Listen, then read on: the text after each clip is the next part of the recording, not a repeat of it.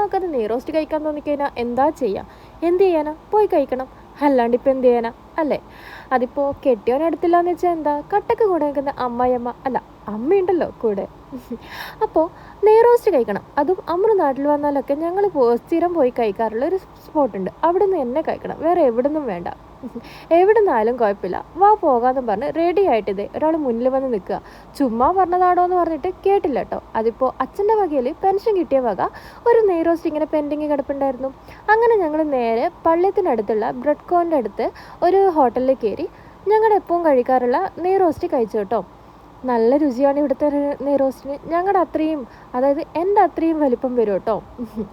അമ്മ കഴിച്ചിട്ടുണ്ടായിരുന്നില്ല. അമ്മക്ക് നമ്മുടെ അമ്പലത്തിലെ പായസം കുടിച്ച് വയറ് നിറഞ്ഞു എന്ന് പറഞ്ഞിട്ടുണ്ടായിരുന്നു. എങ്കിലും നിർബന്ധിച്ച് 2-3 കഷ്ണം കഴിപ്പിച്ചിട്ടുണ്ടായിരുന്നു കേട്ടോ. അങ്ങനെ ഇന്നത്തെ വയറ് നിറച്ച് ഞങ്ങൾ നേരെ വീട്ടിലോട്ട് വിട്ടു കേട്ടോ. അപ്പോൾ അത്രയൊക്കെ ഉള്ളൂ.